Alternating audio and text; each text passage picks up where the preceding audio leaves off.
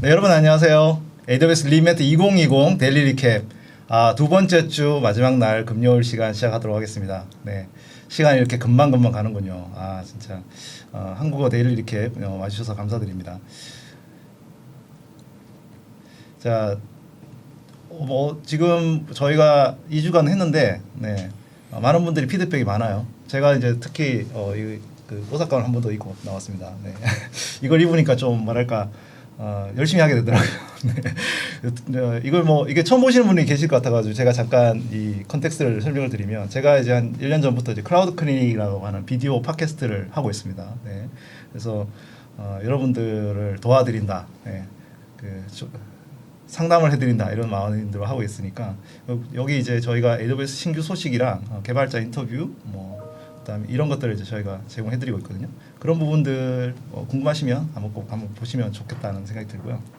자, 오늘은 어제 그 새벽 1시부터 인프라 기조연설이 있었거든요. 그 인프라 기조연설 요약 제가 해드리고, 그다음에 이제 컨테이너 오늘 좀 딥다이브하는 시간을 갖도록 하겠습니다. 컨테이너 많은 분들이 궁금해하시고 새로 나온 서비스들을 궁금해하시는데 한번 살펴보도록 하겠습니다.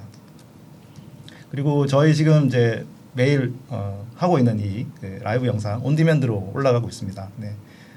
오늘 아침에도 제가 몇 개 올려드렸는데, 오늘 한 거는 주말에 다시 또 올려드리도록 하겠습니다. 궁금하시면 이제 앞에 것도 보시고, 이제 어제도 말씀드렸지만 보고 또 보고 이렇게 공부하시면 좋겠고요. 어제도 제가 말씀을 드렸는데 너무 공부하라는 말 하지 말라고 자꾸 계속 얘기해가지고, 오늘도 이제 여러분들 어떻게 놀 수 있는지 제가 잠깐 설명을 드리려고 합니다. 리인벤트 왼쪽 메뉴에 플레이 버튼 누르시면 여러분들이 조금 릴렉스 하시면서 공부하실 수 있는 여러 가지 프로그램이 있으니까 그 프로그램 좀 살펴보시면 좋겠고요. 제가 또 어제 힌트를 드렸더니 많은 분들이 한 번 더 얘기해 달라고 얘기를 하셔가지고, 저희 그 케이블 디텍티브라고 하는 그 게임이 있어요. 이 게임을 8비트 게임인데, 웹 게임인데, 여러분들 이거 그 로그인을 하시고 하셔야 돼요. 많은 분들이 그냥 막 해가지고 그런데 리메트 등록을 하시고 로그인 하신 분들한테만 후드를 드리는 거예요. 그러니까 요거 이제 그냥 막 하지 마시고 리메트 등록하시고 그다음에 들어가서 게임 하시고 그다음에 이제 코드 오면 후드 받을 수 있습니다. 네. 이게 선착순이니까 이게 언제 마감이 될지 모릅니다. 어쨌든 간에 그 리메트 전에는 꼭 해보시면 좋겠다는 생각이 드네요.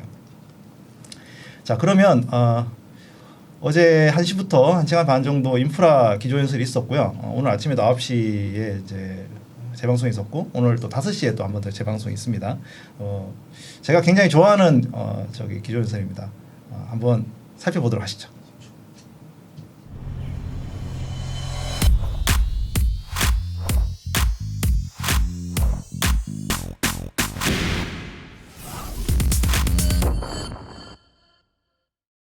네, 기조연설, 인프라 기조연설 하시는 분은 이제 피터 디산티스라는 분이시고요. 저희 AWS 인프라스트럭처 서포트 전체 총괄 부사장님이십니다.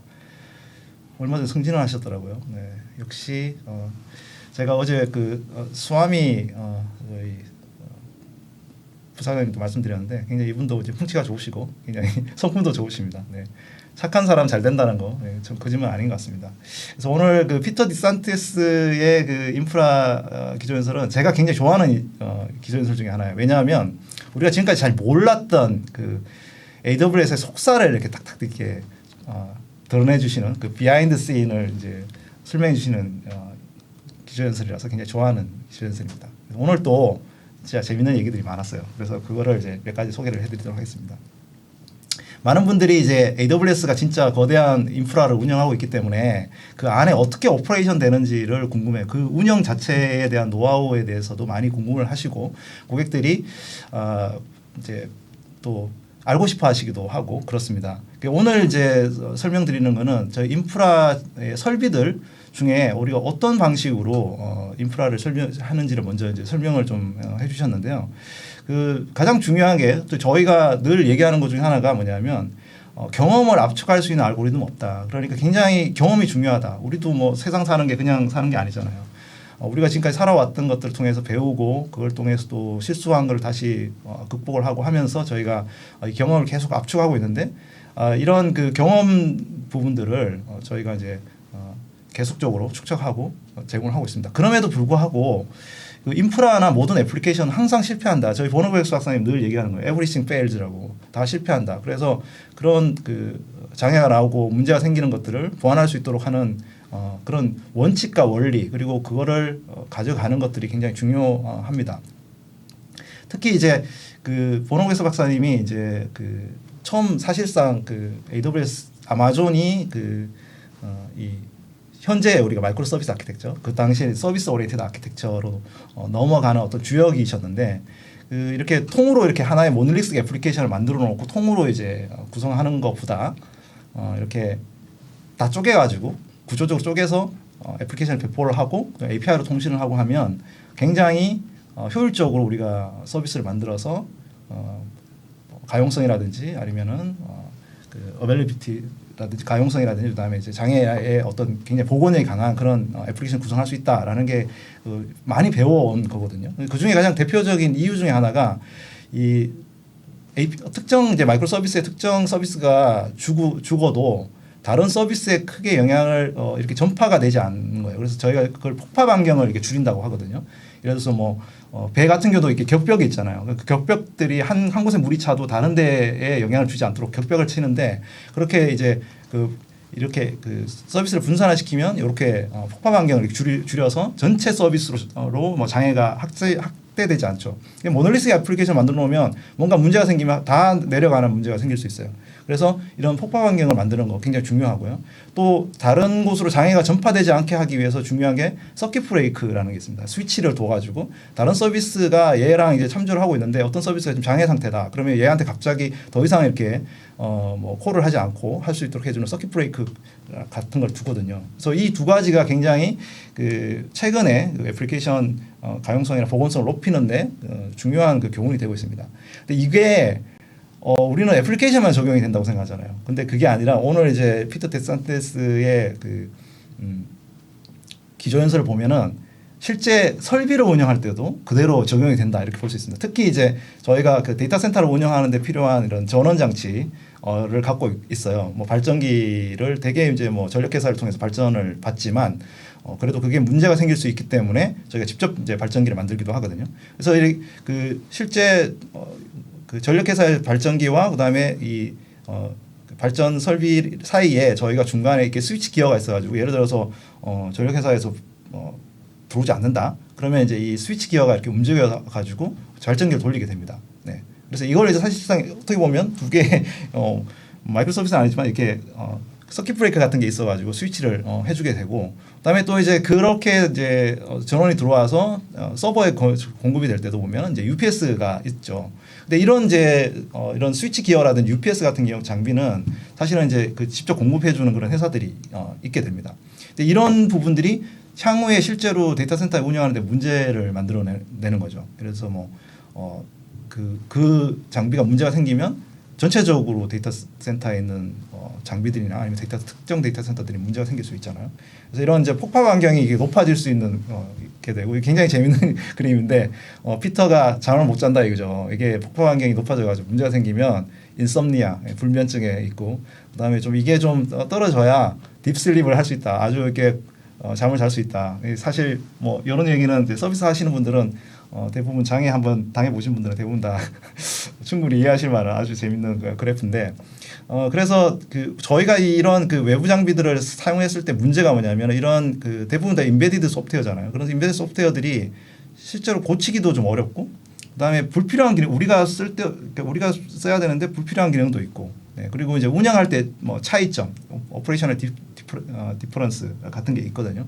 그래서 이거를 직접 우리가 설비를 운영을 만들어야 되겠다 이렇게 생각을 한 거죠.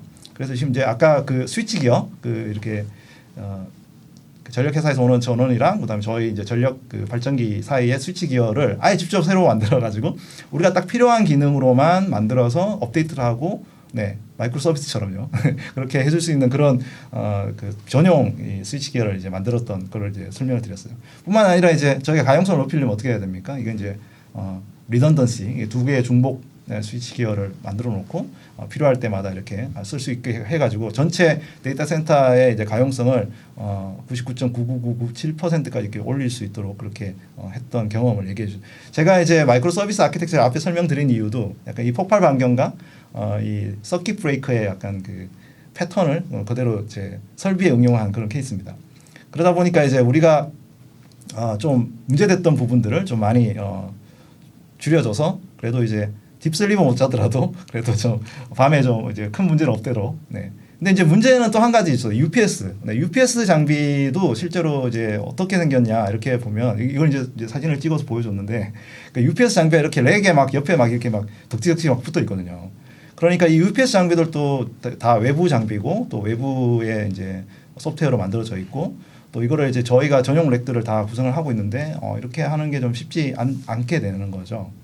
그래서 그 만든 게 아예 렉의 그 서버 밑에다가 이렇게 작은 렉 단위의 작은 UPS 장비를 따로 이렇게 두는 게 아니라 이렇게 문제가 생기더라도 얘 한 놈만 문제가 생기게 이게 문제를 이렇게 분산하는 겁니다. 예, 장애가 날 수 있는 그런 문제들을 분산을 시켜갖고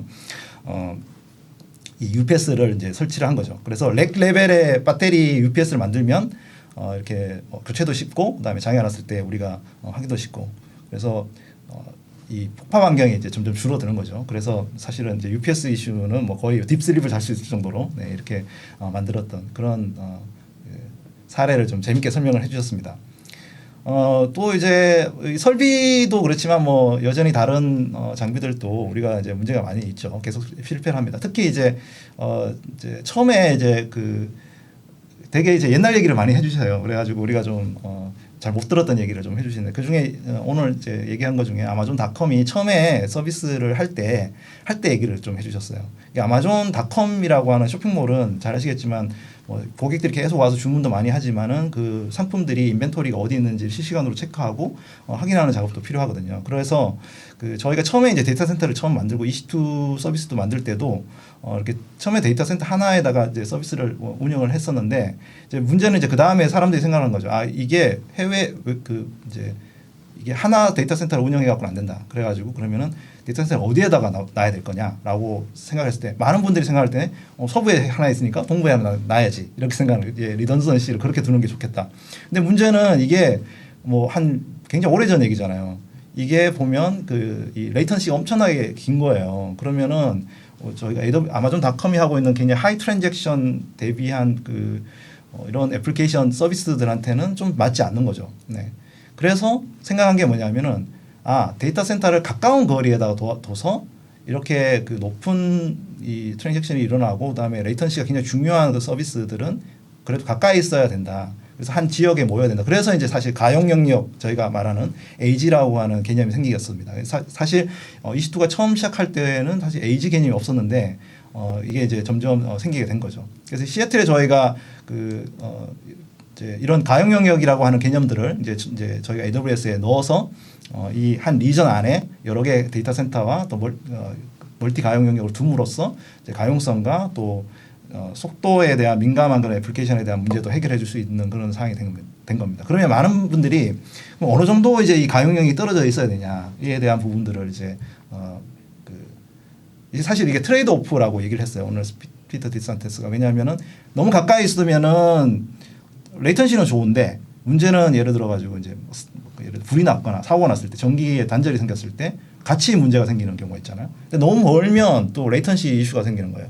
근데 이제 너무 좀 꽤 멀기 놔두면은 예를 들어 이렇게 재밌는 얘기가 있는데 예를 들어서 운석이 떨어지거나 이래가지고 문제가 생겼을 때는 이제 좋지만 또 이게 너무 이렇게 레이턴시가 높으니까 딱 이렇게 골든 영역이 있다는 거죠. 그래서 이 트레이드 오프 할 수 있는 영역. 그래서 저희가 AWS에 있는 가용 영역이 사실은 이제 요 한 수십 마일 안에 밖에다가 이렇게 두는 거. 이제 한 거리나 이런 데 두는 게 아니고 그렇게 해서 조금 이 두 가지 토끼를 같이 잡는 그런 식으로 이제 구성을 하고 있습니다. 근데 재밌는 건 뭐냐면 저희가 이런 아키텍처를 아마존닷컴이 처음 시작할 때부터 준비를 해서 AWS가 이제 시작될 때 이런 가용 영역에 구성을 해가지고 이 가용 영역이라는 것은 이제 한 개 이상의 완전히 분리된 데이터 센터들을 우리가 운영을 하고 있고, 그다음에 또 이런 가용 영역들은 또 물리적으로 완전히 분리되어 있고 여러 다른 에이지하고도 이제 수십 킬로미터 이상 떨어져 있다.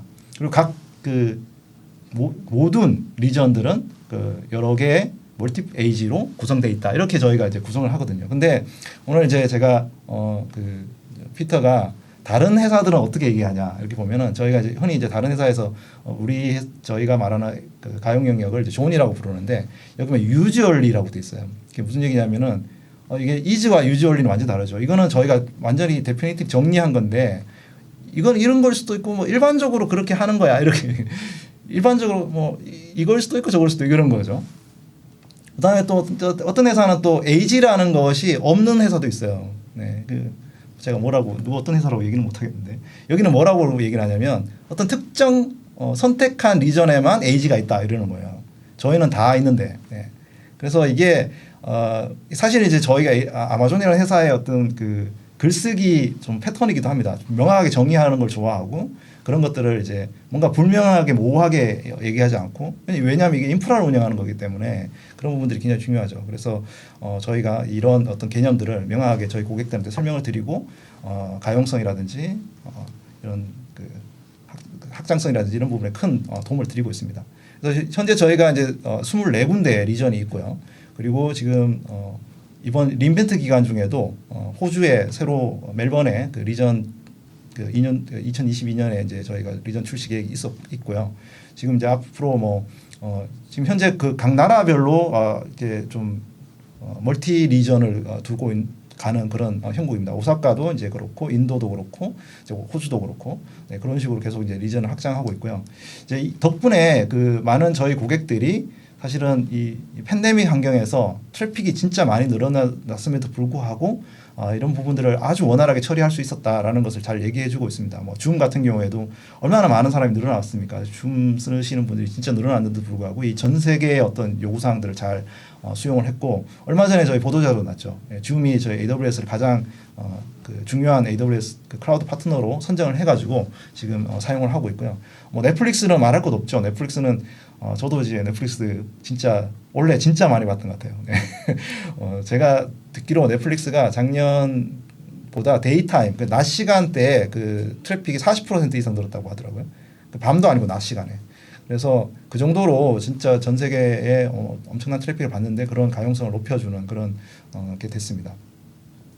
또 이제 그 피터가 얘기한 것 중에 재밌는 영역 중에 하나가 저희가 직접 맞춤으로 그 침을 만드는 것을 이제 설명을 계속 드렸었고요. 매년 사실 설명을 드렸고 그거의 진화 단계에 대해서 이제 설명을 드리는데 이제 가장 이제 저희가 한 3개 정도 나눌 수 있어요. 이 새로 전용 칩을 저희가 맞추는 거에 대해서 이제 나이트로 칩, 니트로 칩이라고 하는 칩, 네트워크에 관련된 칩, 그 다음에 머신러닝 관련한 인프렌시아라고 하는 칩, 요게 이제 작년에 저희가 출시를 했고, 그 다음에 이제 그래피톤이라고 하는 칩, 저희가 이제 지금 암 기반으로 해서 하는 칩, 이렇게 이제 3개의 그 레이어가 있는데, 이 니트로 같은 경우에는 저희가 이 인스턴스를 좀 확장할 수 있도록 만들 수 있는 일종의 그 네트워킹이라든지 스토리지라든지 뭐 관리 도구라든지 이런 것들을 하이퍼바이저에서 이렇게 분리를 해가지고 다들 이렇게 모듈화를 시켜서 지난번에 제가 그 컴퓨팅 그 딥다이브 할 때 능선님하고 얘기했던 게 마이크로 서비스화 시켰다 뭐 이렇게 얘기를 했는데 실제로 니트로라는 시스템 자체가 이렇게 마이크로 서비스 하면서 우리가 진짜 원하는 다양한 어떤 인스턴스 타입을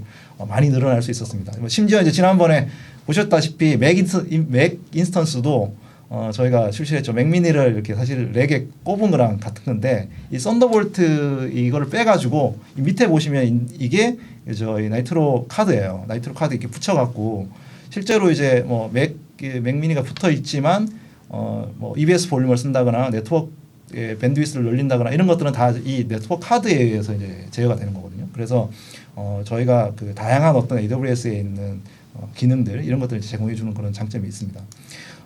이번에 좀 새로 이제 네트워크 카드를 더 확장 그래피톤 칩이랑 같이 합장해서 만든 C6GN 굉장히 이제 중요한 그 인스턴스 마인스톤이에요. 제가 보기에는 예전에 이제 C5N에서는 이제 X86 기반에서 나이트로 칩을 붙였다면 이번 이제 그래피톤 칩에다가 나이트로 4를 붙인 인스턴스 타입이기 때문에 그래서 뭐 레이턴시도 굉장히 좋아졌고 성능이 굉장히 좋아졌던 그런 아주 인상적인 그런 인스턴스 타입이었습니다.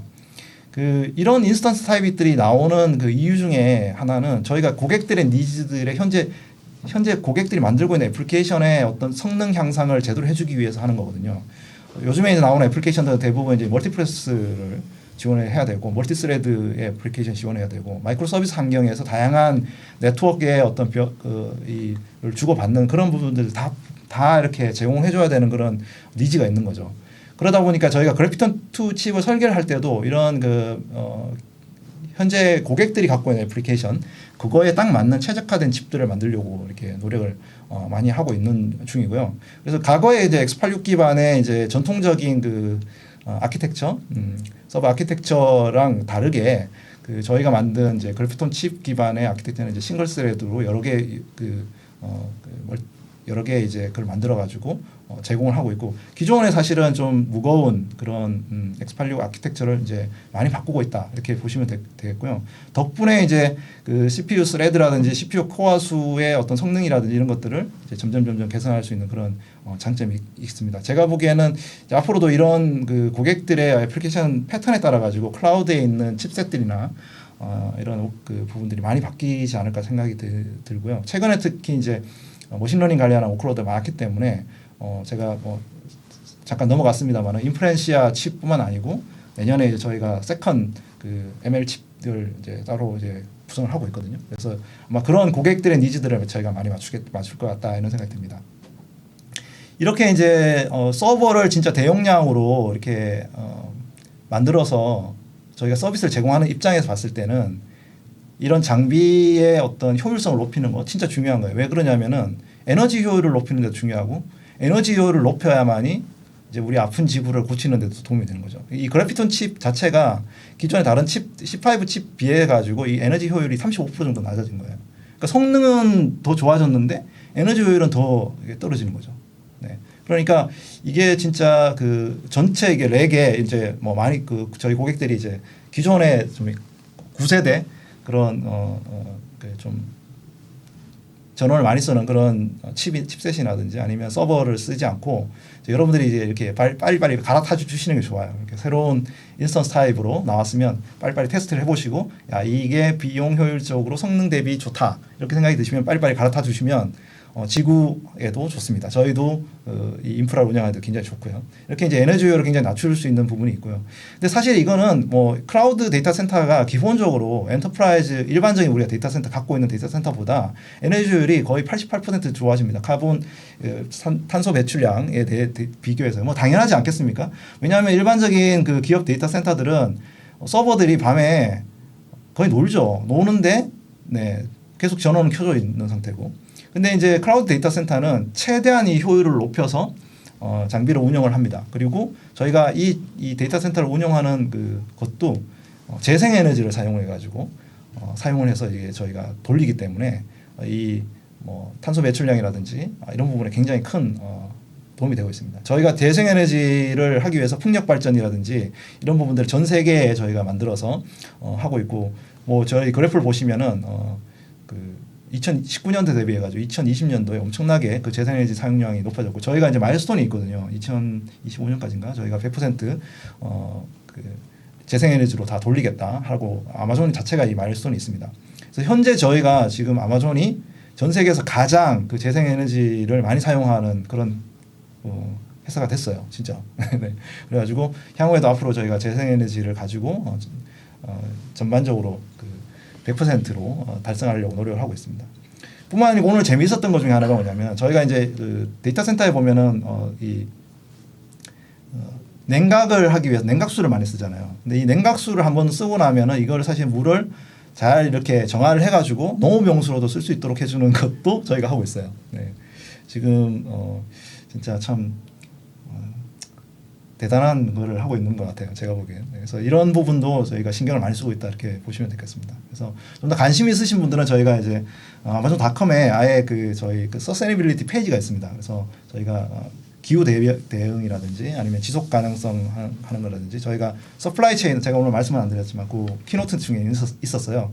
저희가 여러 서플라이 체인을 잘 이렇게 분산해서 쓰는 것들 뭐 이런 것들 다 이제 저희가 어떤 식으로 하고 있는지를 설명을 드렸는데 궁금하시면 요걸 좀 참고해 요 페이지를 좀 참고해 보시면 좋겠다는 생각이 들고요. 또 그 인프라에 대해서 저희가 지속 가능성에 대해서 제가 또 동영상으로 좀 설명드렸던 얼마 전에 한 몇 개월 전에 설명드렸던 영상도 한번 올린 적이 있습니다. 그래서 여기 데이터 센터 안에 구성이 어떻게 되는지 모양이 어떻게 되는지 공개된 이미지를 통해서 여러분들 AWS 그 리전과 가용 영역을 구성하고 있는 그 데이터 센터의 그 속사를 이제 같이 보실 수 있으니까 한번 궁금하시면 살펴보시면 되겠습니다. 자, 그러면 피터의 그 인프라 기조연서 오늘 제가 짧게 1시간 반짜리 제가 20분 안에 딱 설명을 요약을 드렸습니다. 재밌으셨나요? 네. 자, 다음 시간은 그 많은 분들이 관심이 있는 컨테이너 영역 새로 나온 서비스 한번 딥다이브 해보도록 하겠습니다.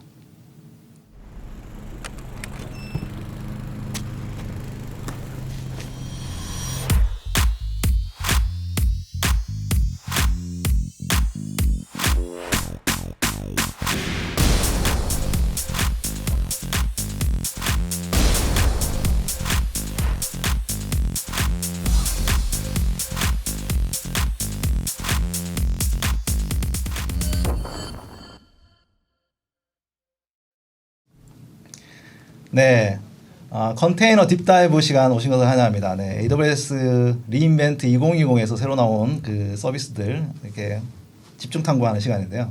오늘은 정영준님 모셨습니다. 안녕하세요. 네, 안녕하세요. 네, 네. 오랜만에 뵙죠. 네. 이렇게 참 오래 못 볼 줄 몰랐는데. 네. 그렇네요. 네. 하고 있는 일 설명을 좀 해주시죠. 어떤 예. 일이신지. 안녕하세요. 저는 AWS에서 컨테이너 서비스를 이제 담당해서 기술 지원을 많이 담당하고 있고요. 주로 이제 엔터프라이즈 고객분들을 많이 만나고 있는 솔루션스 아키텍트 정영준입니다. 네. 네. 영준님 너무 그 준비를 많이 해주셔가지고 오늘 내용이 많을 것 같은데 빨리빨리 시작해 보도록 하죠. 네네. 저희 이제 컨테이너 서비스에 정말 다양한 업데이트들이 있었는데요. 그 컨테이너 서비스에 대한 다양한 업데이트들을 이제 다 설명드리기보다는 각각의 서비스에 어떤 것들이 있는지를 한번 먼저 짚어보고 시작을 하도록 하겠습니다. 화면에 보시는 것처럼 지금 저희들은 이제 기본적으로 엘라스틱 컨테이너 서비스 ECS와 그다음에 엘라스틱 쿠버네티스 서비스 EKS 두 개의 컨테이너 서비스가 이제 메인으로 저희 컨테이너 서비스로 제공되고 있고요. 이 ECS의 경우에는 이제 EC2 기반의 이제 서비스와 그다음에 파게이트라고 하는 이제 서버리스 컨테이너 서비스가 또 존재합니다. 그리고 여기에서 이제 컨테이너 이미지를 관리하기 위한 ECR 서비스가 있고, 그다음에 컨테이너의 네트워크를 관리하는 클라우드 맵과 그다음에 엠메시 이런 것들이 존재하고 있죠. 네, ECS하고 EKS가 사실상 메인이고 밑에 보면 이제 이 두 가지 호스팅이 두 가지 옵션이 있는 거죠, 그렇죠? 네, 맞습니다. ECS를 EC2로 돌릴 수도 있고, 그다음에 네. 파게이트로 돌릴 수도 있고, 네네. EKS도 네, 파게이트로 구성도 가능하시죠. 그렇죠. 네. 네. 그래서 파게이트로 하면은 이제 사실 앞단에 뭐 서버 관리하는 건 없지만, 네네네, 맞습니다. 많은 분들이 예, 많은 고객분들이 사실 그 ECS나 아니면 EKS를 운영하실 때 인스턴스 자체를 관리하는 거에 대한 이제 부담에 대해서 얘기를 많이 해주셔서 네. 뭐 다양한 매니지드 기능들이 추가되기도 했지만 파게이트를 이용하셔서 아예 뭐 그런 부분들에 신경 쓰시지 않고 어플리케이션만 집중하실 수 있게 해드리는 서비스로 제공하고 파게이트 있습니다. 그 쓰신 분이 많이 늘더라고요, 진짜. 네. 예, 맞습니다. 파게이트가 이제 사용하기가 되게 편리하고 일단 비용적인 측면에서도 예, 이제 컨테이너 서비스가 확장 축소될 때 바로바로 이제 적용이 되기 때문에 영준님 그 주로 이제 하시는 저희 고객사가 삼성전자인데, 네네. 삼성전자도 파게이트 많이 쓴다고. 그렇죠. 삼성전자에서도 이제 개발자 포탈에서 이제 파게이트 네. 유즈 케이스로 이제 소개된 적이 있었고 네. 이제 작년 리인벤트 때도 예, 그것들이 이제 글로벌 리인벤트 세션에서 이제 소개됐었습니다. 네. 그래서 많은 분들이 쓰시는 것 같아요. 그래서 그러면 오늘 먼저 ECS에 좀 새로 나온 것들부터 좀 그래도 많이 쓰시는 서비스다 보니까 그죠? 네. 그래서 ECS부터 한번 알아보자면 ECS에서 이제 최근 들어서 이제 리인벤트 시작하고 나면은 이제 고객분들을 어쨌든 리인벤트 기간 때도 만나 뵙고 네. 이제 여러 가지 얘기를 하다 보면 리인벤트에 있었던 내용 업데이트들을 많이 질문해 주십니다. 근데 거기 보면은 애니웨어에 대한 이제 질문들과 관심들이 되게 많으셨던 것 같고 이름도 재밌고 네, 네. 이게 뭐지? 애니웨어? 네, 맞습니다. 그리고 그 다음에 서킷 브레이크가 이제 ECS에서 디폴트로 이제 지원이 되기 때문에 아까 제가 서킷 브레이크 얘기했었는데 네, 맞습니다. 야. 그래서 저도 그 옆에서 들으면서 ECS에서도 비슷한 업데이트가 네. 있었는데 마이크로 서비스를 위해서는 뭐 서킷 브레이크는 필수가 요즘은 되고 있죠. 네, 네, 맞습니다. 그래서 사실 기존의 ECS를 사용하시던 고객분들은 서킷 브레이크를 구현하기 위해서 자체적으로 이제 여러 가지 형태의 뭐 작업들을 하셨어야 됐는데 이제 ECS에서 서킷 브레이크를 이제 디폴트로 지원을 하면서 디플로이먼트 옵션으로 지원하면서 좀 더 쉽게 이제 배포하실 수 있게 됐다라고 이해하시면 될 것 같고요. 그리고 전에 ECS에서 이제 컴포즈를 인티그레이션하는 게 뭐 ECS CLI를 통해 가지고서 이렇게 태스크 데피니션으로 뭐 바꾸는 이런 기능들이 있었는데 그런 이제 기능들이 조금 더 이제 고도화됐다라는 것과 그 다음에 이제 코파일럿이라고 해서 ECS의 CLI가 훨씬 더 이제 좋아졌다라고 이해하실 수 있을 것 같습니다. 아, 네. IP 버전 6 서포트도 듀얼 스택으로 제공하고. 네, 근데 이제 뭐 다 이걸 뭐 이렇게 설명할 수는 없으니까 네, 오늘 그래도 네. 좀 집중적으로 봐야 되니까 뭘부터 봐야 될까요? 네, 바로 이제 ECS Anywhere부터 한번 설명을 드려볼까 하는데요. 네. ECS Anywhere의 이제 내부 구조가 어떻게 되는지 한번 같이 알아보면 좋을 것 그 같습니다. ECS 애니웨어 그러니까 이게 ECS를 뭐 여러 군데 다 이렇게 막 쓸 수 있다는 건가요? 아, 예. 이름에서부터 벌써 이제 느낌이 오시죠? 네. 이제 한번 자세히 보자면 네. ECS Anywhere 같은 경우에는 기본적으로 이제 네 가지의 장점이 있다라고 보실 수 있습니다. ECS를 쓰시는 고객분들은 뭐 첫 번째 컨테이너 뭐 오케스트레이션 도구로서 ECS를 사용하시는 분들도 있지만 기존에 이미 이 컨테이너를 잘 쓰고 계시는 고객분들의 경우들이 많잖아요. 그렇죠. 그래서 이런 고객분들은 사실은 기존에 이미 개발되어 있는 스크립트라든지 그리고 기존에 투자되어 있었던 온프라미스의 자원들 이런 것들이 있을 수밖에 없거든요. 그래서 이런 분들은 ECS를 쓰시게 되면 어쨌든 그런 파이프라인들이 바뀌셔야 되지 네, 않습니까? 네. 그래서 ECS Anywhere를 만약에 이제 사용하시게 되면 AWS의 컨테이너를 배포할 때 ECS를 이제 편리하게 이용하시면서 기존에 투자되어 있던 이제 파이프라인이나 스크립트 그 다음에 온프라미스의 환경에서도 ECS를 이용해서 동일하게 오퍼레이션할 수 있게 되는. 요즘 이제 많은 분들이 사실은 이제 엔터프라이즈 기업들이 많이 쓰다 보니까 엔터프라이즈 기업들 입장에서는 일단 데이터 센터나 아니면 네. 그 산에 뭐 이렇게 장비가 투자되어 있는 경우도 있고 네. 또 보안이라든지 아니면 어떤 규제 때문에 사실 데이터를 이렇게 온프라미스에 둬야 되는 경우도 있잖아요. 그래서 그런 맞습니다. 이제 하이브리드 환경이 됐을 때 ECS로 저희가 이제 잘 돌리고 있는데 이것도 같이 이렇게 통합적으로 관리하기를 원하는 그런 고객들이 많았던 네, 거죠. 네. 그런 피드백들 정확한 네. 지적이시고요. 네. 그래서 그런 피드백들을 바탕으로 이제 ECS Anywhere라고 이제 해서 이제 고객분들께 이제 서비스로 제공되게 되었고 이것은 이제 단순히 컨테이너 유즈 케이스 그리고 AWS 아마존이 웹 서비스니까 해서 웹 서비스에 국한되는 게 아니라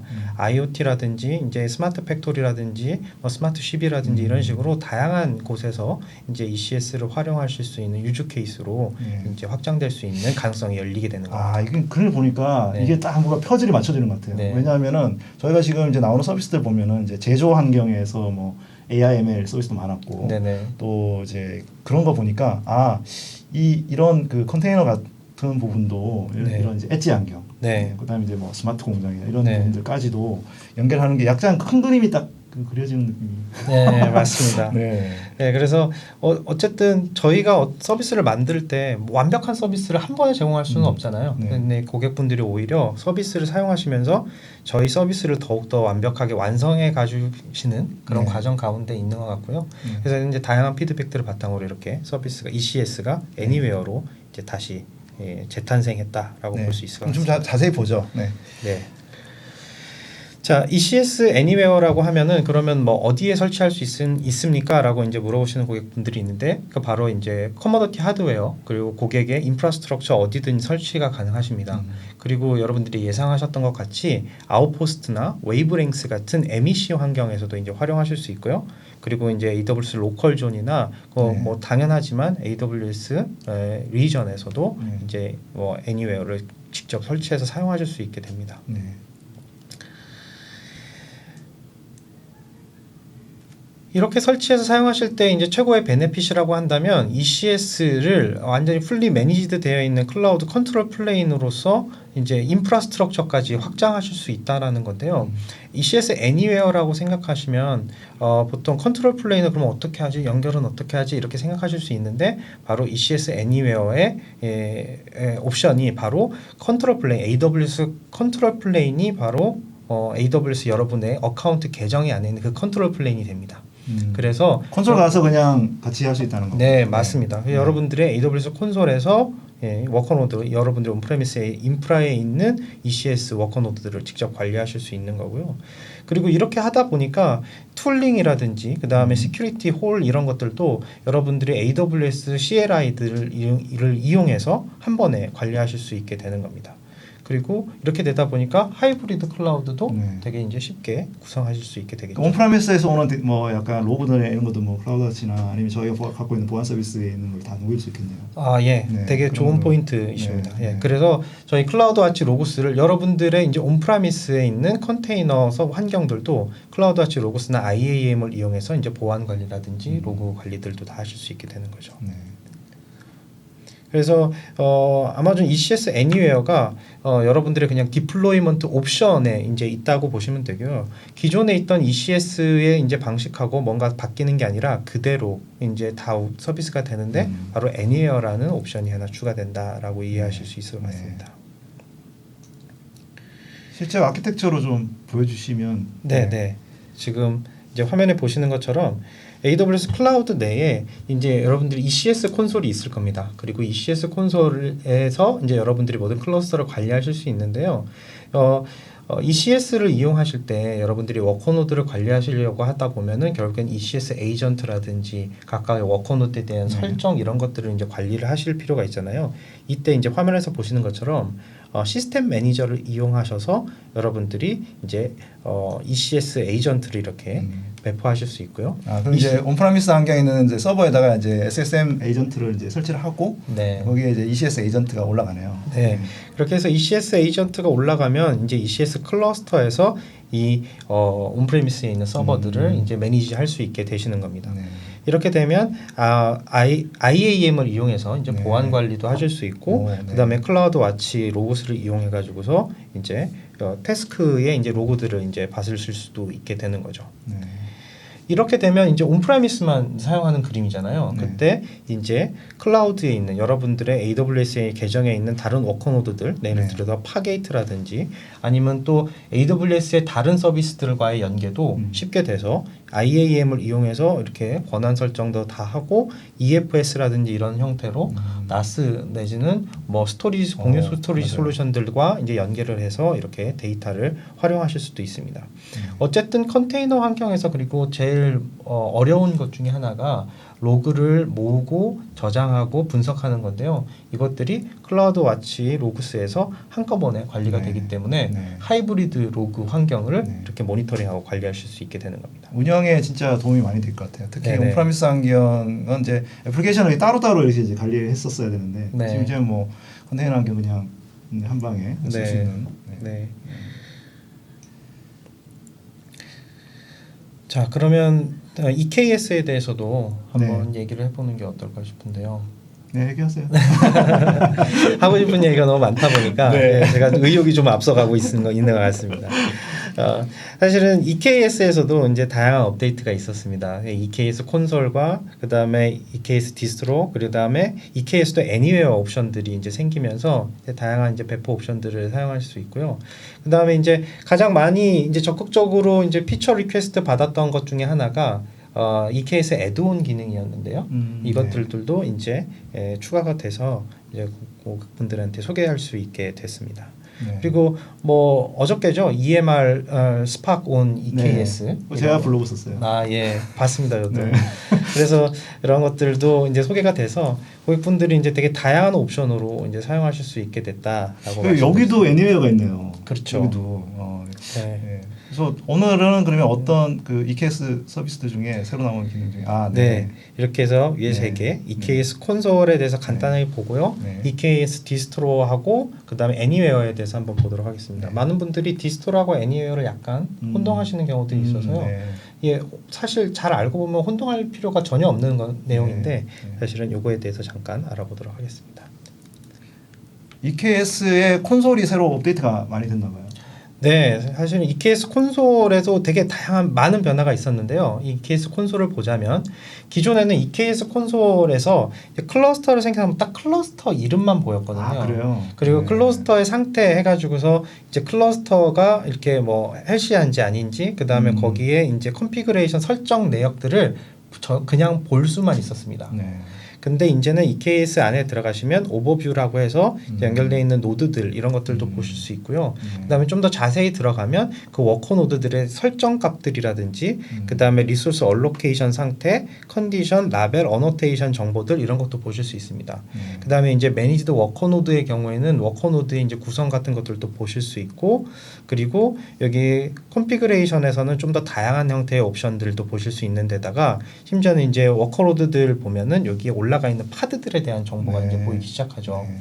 그래서 초창기에 EKS 워크샵을 하셨던 분들은 저희 EKS 워크샵의 제일 첫 번째 이렇게 작업이 뭐냐면 바로 그 디폴트 대시보드를 올리는 거였어요. 아, 그게 왜 그랬냐면 사실은 쿠버네티스의 큐블렛 명령으로 kubectl 명령으로 뭔가 이렇게 디플로이를 딱 했을 때 이 파드가 배포가 됐는지 안 됐는지를 확인할 수 있는 방법이 텍스트밖에 없었거든요. 네. 주로 이제 사실은 네. 커맨드 라인 많이 쓰니까 그렇긴 커맨드 하죠. 라인에서 이제 뭐 상태 보고 이러기도 하고. 그렇죠. 네. 근데 이렇게 했을 때 이게 파드가 지금 몇 개가 배포됐다고 하는데 내가 10개를 배포하든 100개를 배포하든 숫자 10 내지는 100 이렇게 바뀌니까 이게 뭔가 이렇게 보기 모니터링하기도 어렵고 이제 그래서 대시보드를 꼭 배포하는 이런 작업들을 했었었는데 이제 여기서 EKS 콘솔에서 이제 파드를 이렇게 배포되는 상황들을 이렇게 보실 수 있게 됐다. 약간 제가 보니까 EKS 팀 사람들이 긱한 사람들이 많아가지고 네. 콘솔에 별로 신경 안 쓰고 있다가 고객들이 네. 막 왜 콘솔에다가 이런 걸 안 만들어줘 막 이렇게 얘기하는 사람이 많았나 봐요.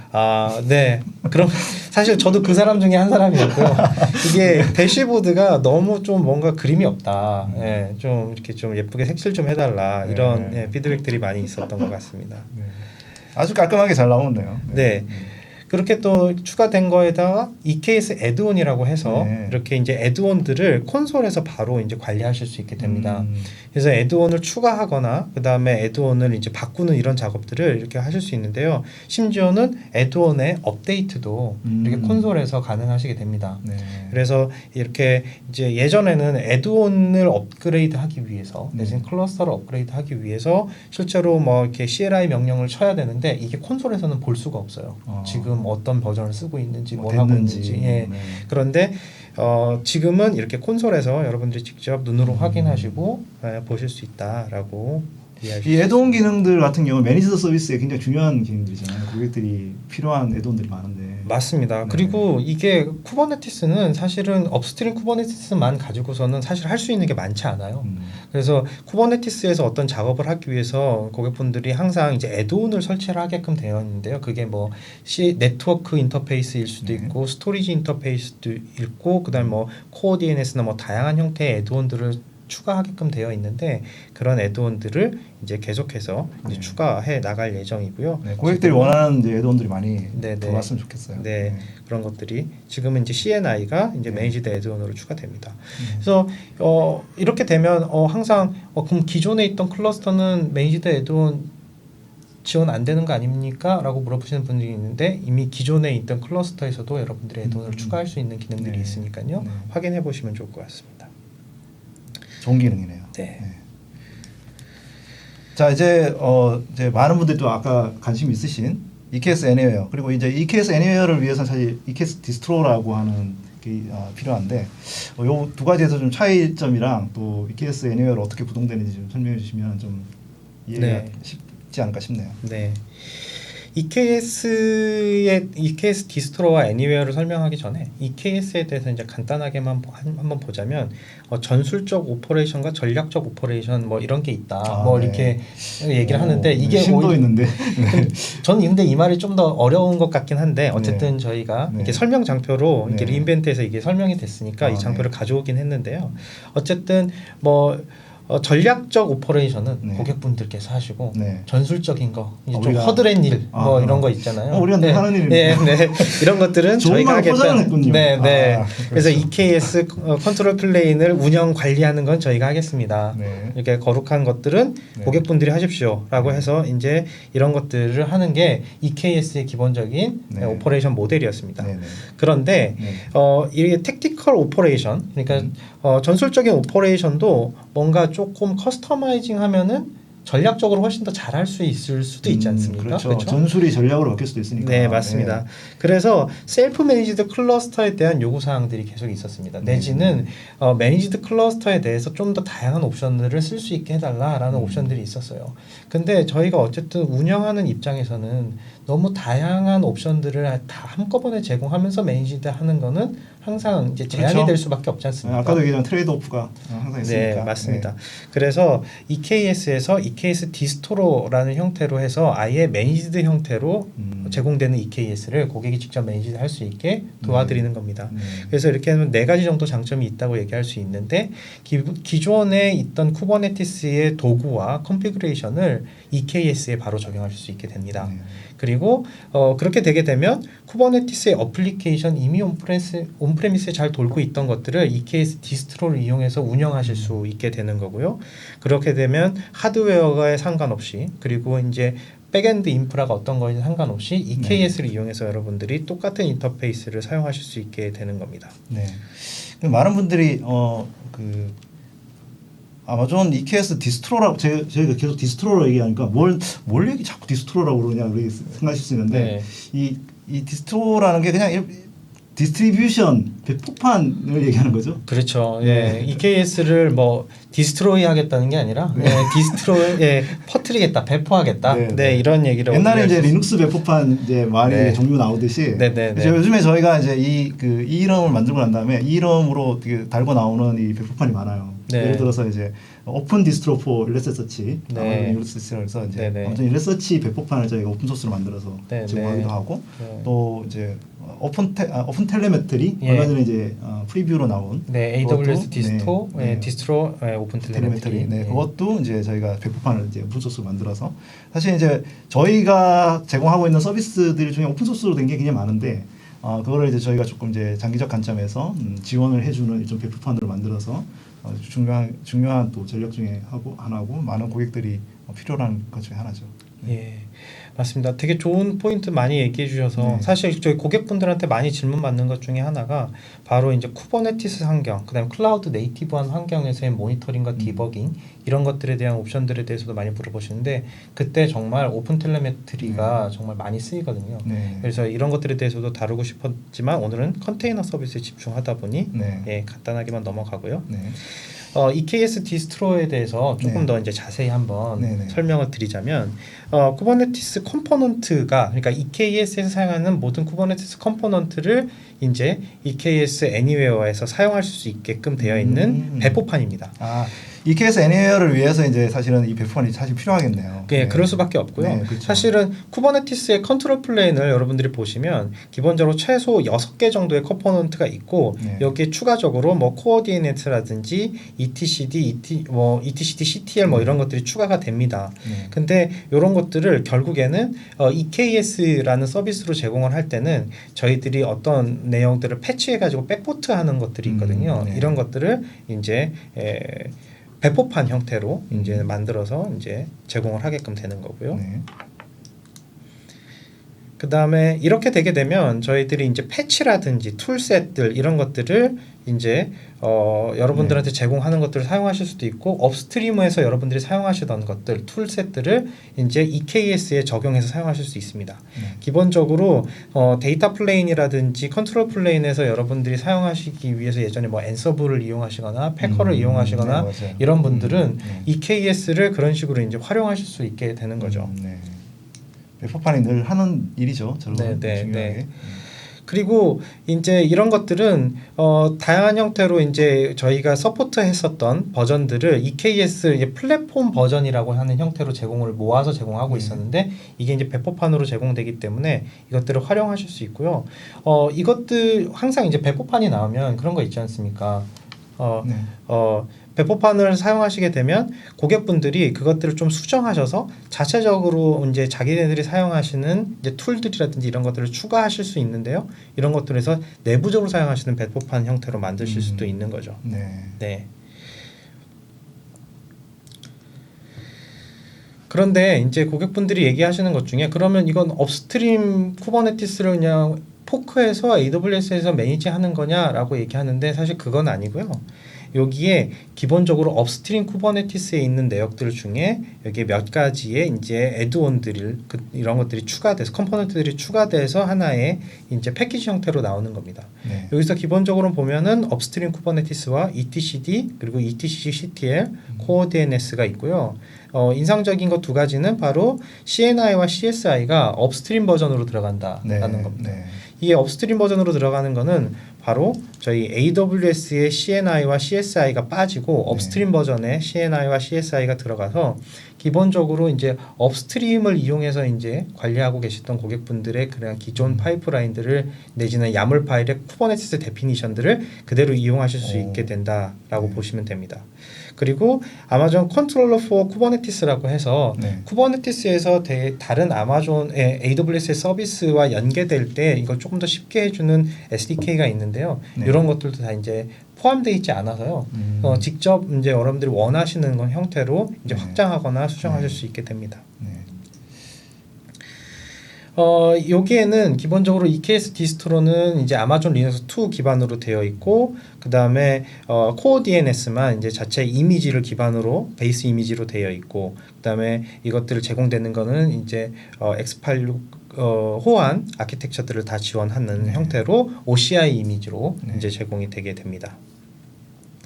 이것들의 설치를 그래서 어떻게 하는지 간단하게 이제 예제를 통해서 보여드리면 여기 화면에 보시는 것처럼 기본적으로 EKS 디스트로는 콥스 스크립트를 이용해서 설치가 됩니다. 그래서 요거를 이용해서 설치하는 내역들이 AWS의 이제 유튜브의 채널에 이미 이제 설치하는 내역들이 올라가 있거든요. 그래서 관심 있으신 분들은 저희 AWS 유튜브에 들어가셔서 데모가 이제 올라와 있죠. 네네. EKS 디스트로 검색해 보시면 거기에 있는 데모들을 이제 확인해 보실 수 있으니까요. 참고하시면 될 것 같습니다. EKS 디스트로는 이미 이제 출시가 된 거고. 그렇죠? 네. 네. 이제 이걸 이용해서 이제 나중에 EKS 에브리웨어로 이제 온프라미스한 게 EKS를 배포할 때 쓸 수 있는 거고. 그렇죠? 네네 맞습니다. 그래서 EKS 디스트로는 이렇게 이제 이미 설치해서 이제 테스트해 보실 수 있고 그 EKS Anywhere라고 하면은 EKS 콘솔에서 ECS랑 마찬가지로 그렇죠. EKS 콘솔에서 온프레미스에 있는 EKS 워커 노드들까지 한 번에 컨트롤할 수 있게 되는 겁니다. 네. EKS Anywhere 이제 내년에 이제 출시될 거라고 이제 프리 어나운스를 했는데 빨리 왔으면 좋겠네요. 네.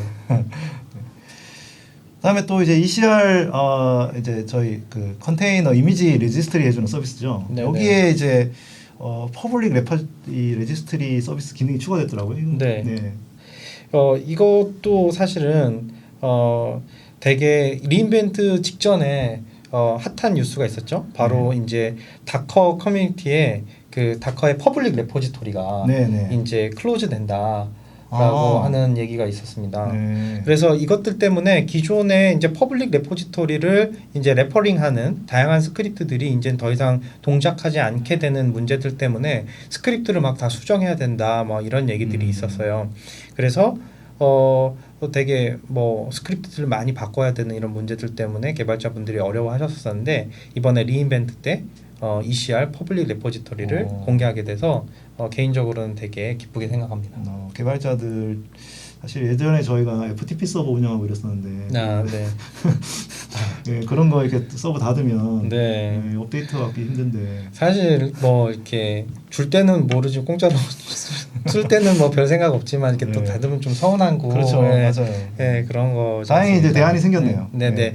그래서 ECR 퍼블릭 레포지토리에서 간단히 설명을 드리면 ECR 퍼블릭 레포지토리는 여러분들이 이제 파일을 이제 ECR 퍼블릭 레포지토리에서 이제 가져다가 다커 이미지를 활용하실 수 있게 됩니다. 그리고 한번 이제 올라간 이미지는 그 클라우드 프론트를 이용해서 이제 CDN 서비스를 기본적으로 캐싱을 하게끔 되어 있고요. 그리고 재밌는 거는 이제 크로스 리전 리플리케이션이 이번 리인벤트에 소개가 됐는데 퍼블릭 레포지토리도 크로스 리전 리플리케이션을 제공을 합니다. 그리고 디폴트로 이 기능이 이네이블 돼서요. 이미지를 올리시면 크로스 리전 리플리케이션이 자동으로 된다라고 이해하시면 될 것 같습니다. 그리고 글로벌 리전에서 하나의 단일 URL을 이용하고 있기 때문에 어느 리전에서 이제 리퀘스트를 요청을 하더라도 이제 CF를 이용해서 되게 빠르게 전송하실 수 있게 되고 스크립트를 전혀 수정하실 필요 없이 동일한 스크립트를 이용하실 수 있게 될 겁니다. 네. 그리고 더 하나의 포커스는 저희가 무료 서비스를 이제 제공을 한다고 하더라도 보통 AWS 계정이 있어야 액세스할 수 있었는데 ECR 퍼블릭 레포지토리는 AWS 계정이 없으셔도 액세스가 가능합니다.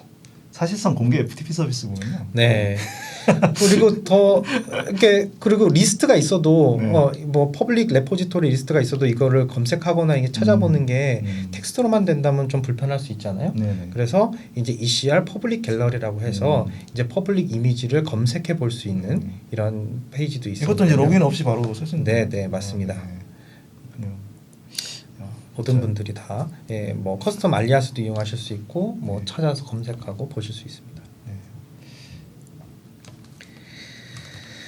그래서 ECR 퍼블릭 레포지토리에 대해서 조금 더 설명을 드리면 기본적으로 아까 전에 설명드렸던 것처럼 싱글 글로벌 URL을 이용해서 이제 접근을 하게끔 되어 있고 그 다음에 기본적으로 프록시랑 캐싱 영역들이 다 이제 각 리전에 있는 팝을 이용해서 이제 CDN으로 캐싱하고 이제 프록시 레이어로 제공이 되고요.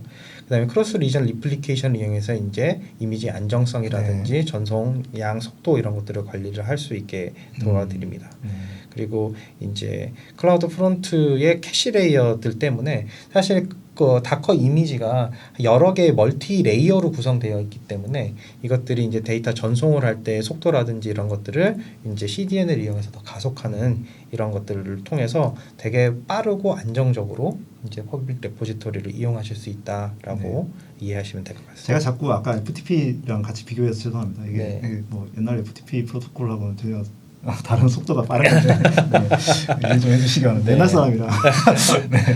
아닙니다. 그리고 오히려 또 오랜 경험을 통해서 다양한 조언들을 해주시니까 FTP보다 훨씬 편하다 이런 또 조언들을 해주실 수 있는 거 아닙니까? 잘 얘기해 주세요. 네. 그리고 이것도 실제로는 ECR 퍼블릭 프라이싱이라고 해서 이제 기본적으로는 무료고 그 다음에 이제 이것들에 대해서 이제 다운로드를 받을 때에 일단 일정한 이제 비용들이 발생할 수 있다라는 것들은 좀 알아두시면 좋을 것 같고요. 그 다음에 이것들을 여러분들이 이제 컨테이너 이미지를 올리시고 이런 것들을 뭐 이렇게 다른 쪽으로 상업적으로 이용하실 수도 있는데 이런 것들에 대한 이제 세부적인 가격이라든지 이런 것들은 아직 이제 업데이트가 필요하니까요. 그것들은 이제 나중에 홈페이지를 통해서 확인하시면 될 것 같습니다. 그 좋은 아이디어네요. 앞으로 뭔가 그런 사업계도 열릴 수 있겠습니다. 다커 이미지만 있으면 언제든지 쉽게 ECS와 EKS Anywhere에 배포할 수 있으니까요. 맞아요. 그런 것들을 꼭 AWS에 올려야 된다 생각할 필요 없이 그냥 진짜 서비스에만 집중해서 이미지를 개발하고 어플리케이션 개발하고 올리시면 되게 다양한 기회를 오히려 가져가실 수 있지 않을까 싶습니다. 이게 좀 추가적으로 보니까 이 컨테이너 지금 이제 리지스트리에 대해서 얘기를 하다 보니까 뭐 진짜 이 컨테이너로 갖고 할 수 있는 게 늘어나고 특히 이번에 이제 서비스 나온 것들 중에 보니까 이제 이거 굉장히 많은 분들이 특히 개발자들이 중요하게 생각해 람다에 저희가 컨테이너 이미지 지원한 거 이게 진짜 또 핫 이슈 중에 하나더라고요. 제가 고객분들한테 되게 많이 받는 질문 중에 하나가 뭐냐면 서비스를 정말 클라우드 네이티브하게 운영하고 싶은데 컨테이너 써야 돼요? 서버리스 써야 돼요? 이런 질문들 많이 받거든요. 바이너리 옵션. 그리고 요즘에 서버리스를 또 쿠버네티스에서 배포할 수 있게 하는 옵션들이 있던데 그럼 그거 어떻게 합니까? 뭐 이런 거라든지 그리고 뭐 아니 람다가 컨테이너로 되어 있다던데 그래서 이런 질문들, 약간 애매한 질문들이 많이 있었어요. 사실 이것도 애매한 질문들이 많이 들어왔었습니다.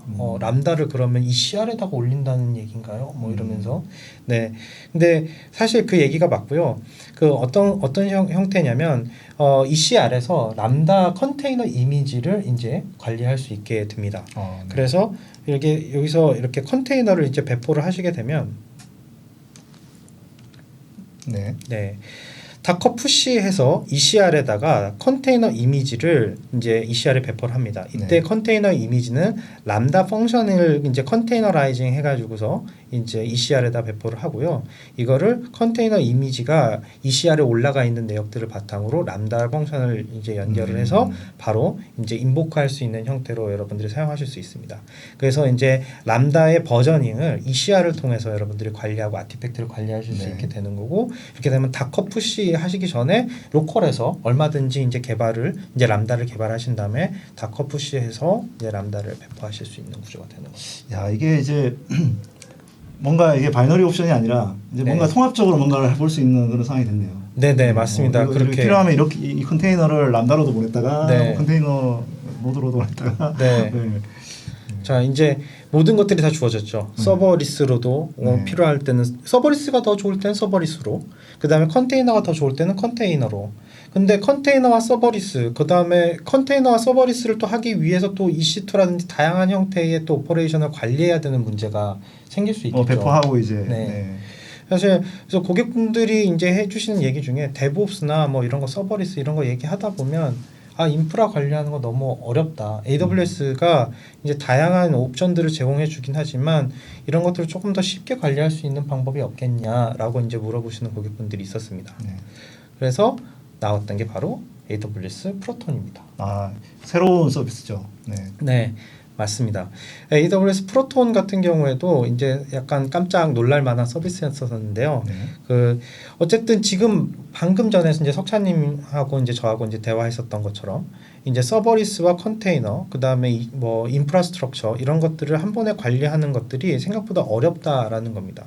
근데 이게 마이크로 서비스 아키텍처로 들어가게 되면 여기 화면에 보시는 것처럼 이게 이제 프론트엔드와 이제 백엔드, 그 다음에 다양한 형태의 인벤토리 서비스들이 어쨌든 여러분들의 비즈니스 내지는 서비스 로직에 맞춰서 이것들이 다양한 형태로 나눠져서 배포가 되고 관리가 될 텐데요.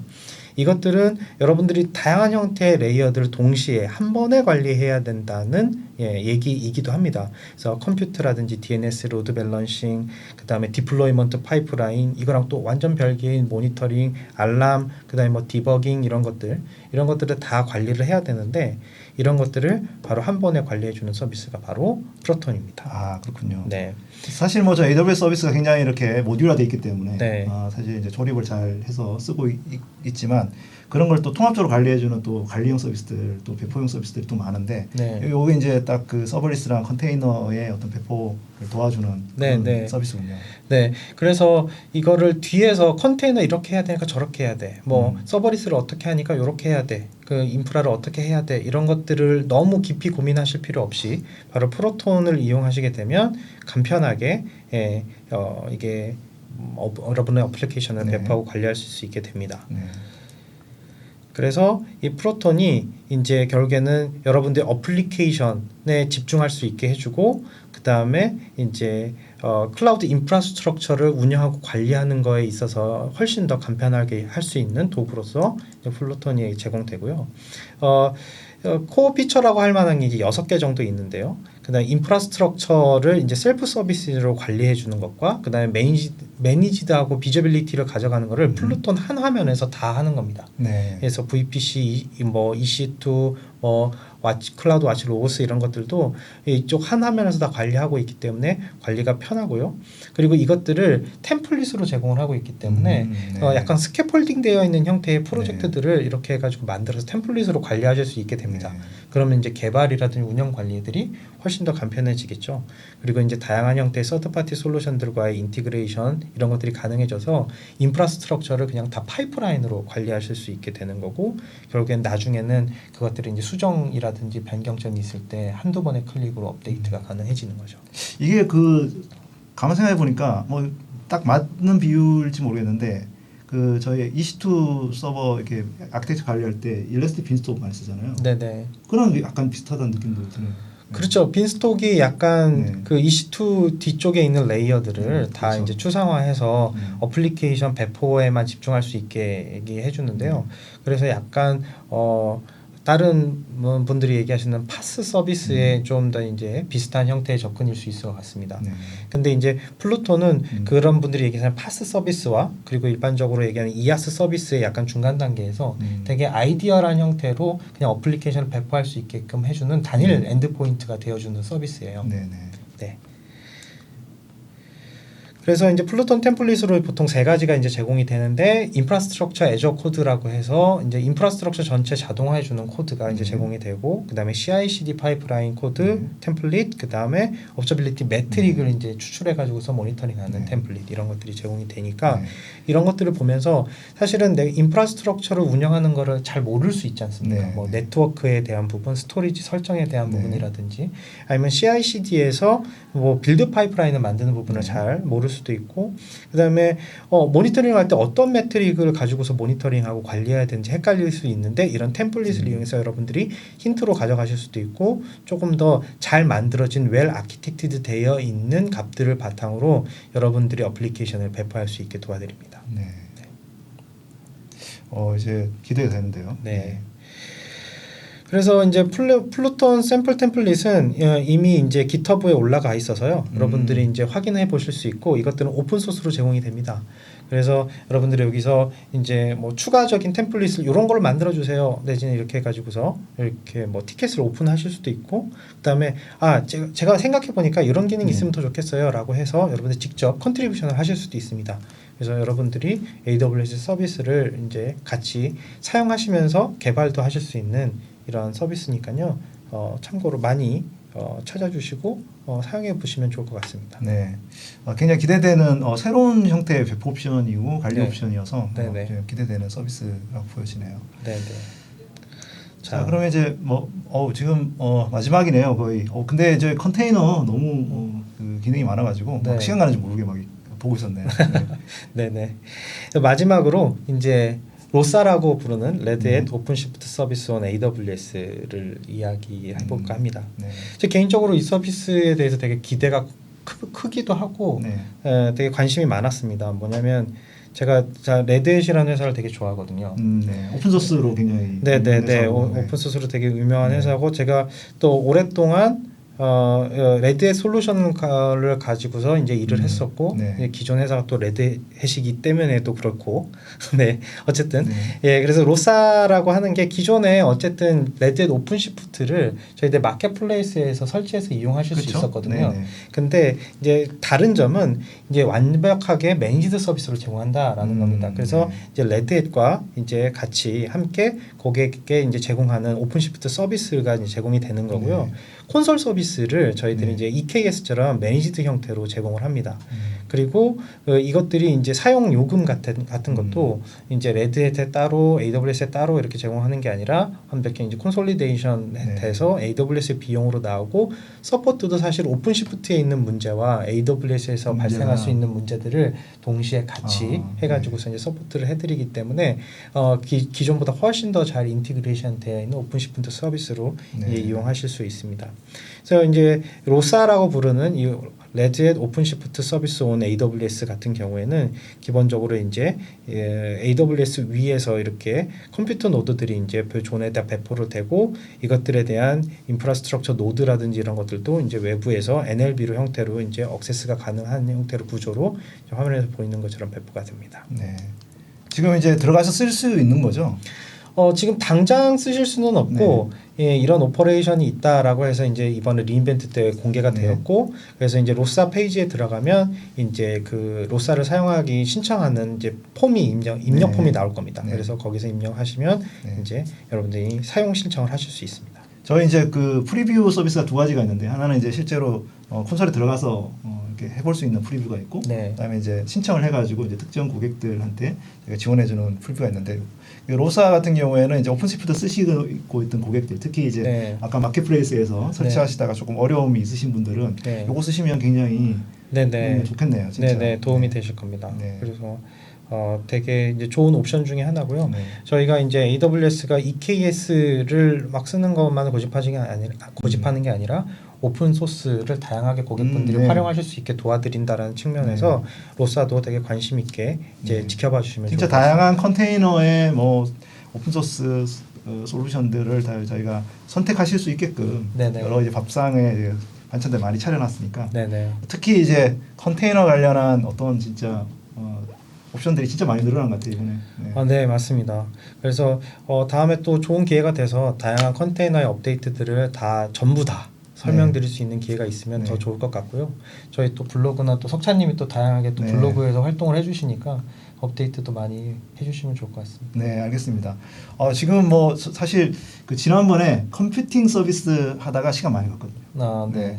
너무 많아가지고 양이. 네. 인스턴스 실시랑 뭐 엄청 많아서 진짜 컨테이너도 네 그만큼 해야 될 얘기가 많을 정도로 네. 진짜 좀 출시가 많았습니다. 그래서 굉장히 중요한 현재 뭐 컨테이너 쓰시는 뭐 고객들 워낙 많으시기 때문에 그 클라우드 통해 가지고 좋은 옵션들이 늘어나고 또 저희도 계속적으로 고객의 어떤 니즈에 맞춰 가지고 기능을 추가를 해나가도록 그렇게 하겠습니다. 네, 오늘 너무